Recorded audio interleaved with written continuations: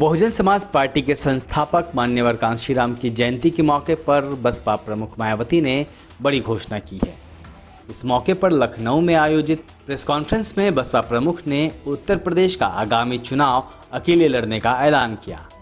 उन्होंने कहा कि बसपा उत्तर प्रदेश की सभी 403 विधानसभा सीटों पर भी पूरे दमखम के साथ अकेले चुनाव लड़ेगी और अच्छे परिणाम देगी।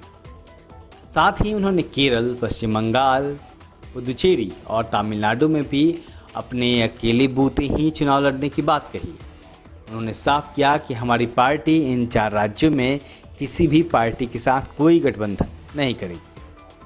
गठबंधन न करने का तर्क देते हुए बसपा प्रमुख ने कहा कि बसपा से गठबंधन करने पर हमेशा दूसरे दलों को लाभ होता है, इसलिए हम किसी से गठबंधन नहीं करेंगे। हम चुनाव को लेकर अंदर ही अंदर काम कर रहे हैं। हम किसी से ज़्यादा रणनीति का खुलासा नहीं करते। किसान आंदोलन पर एक बार फिर से अपनी मांग दोहराते हुए बहन जी ने कहा कि जब देश के किसान केंद्र सरकार के कृषि नीतियों से सहमत नहीं हैं, तो केंद्र सरकार को कानूनों को वापस ले लेना चाहिए। उन्होंने जिन किसानों की इस आंदोलन में मृत्यु हुई है, उनके परिवार वालों को केंद्र और राज्य सरकारों को उचित आर्थिक सहायता और परिवार के एक सदस्य को सरकारी नौकरी देने की मांग की। अपने प्रेस कॉन्फ्रेंस के दौरान बसपा प्रमुख ने उत्तर प्रदेश में हो रहे एनकाउंटर को लेकर भी योगी सरकार और यूपी पुलिस के काम करने के तरीके पर सवाल उठाया। उन्होंने आरोप लगाया कि यूपी पुलिस के एनकाउंटर में ज़्यादातर व्यक्तिगत द्वेष की बात सामने आई है। इसके अलावा पुलिस प्रदेश में जबरन लोगों के घर ढहाने में तुली हुई है। बावजूद इसके सरकार द्वारा ध्यान नहीं दिया जा रहा है। प्रेस कॉन्फ्रेंस के दौरान बहन जी ने अपने कार्यकर्ताओं और समर्थकों से कहा कि विरोधी दलों के साम दाम दंड और भेद के हथकंडे से सावधान रहें।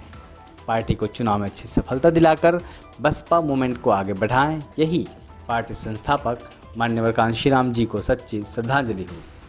बहन जी की इस घोषणा के बाद जाहिर है कि अब उत्तर प्रदेश में जब विधानसभा चुनाव की रणभेदी बजेगी, तो सभी दल अपने अपने पूरे दमखम के साथ चुनाव मैदान में उतरेंगे। ऐसे में जब सपा के बाद बसपा ने भी अकेले उत्तर प्रदेश का चुनाव लड़ने की घोषणा कर दी है, तो देखना होगा कि उत्तर प्रदेश का आगामी विधानसभा चुनाव कितना दिलचस्प होगा। ब्यूरो रिपोर्ट, दलित दस्तक। दलित दस्तक आपका अपना चैनल है। यह चैनल आपकी आवाज़ उठाने के लिए है। इसको जरूर सब्सक्राइब करें और अपने दोस्तों से भी करवाएं। बेल आइकॉन पर भी जरूर क्लिक करें।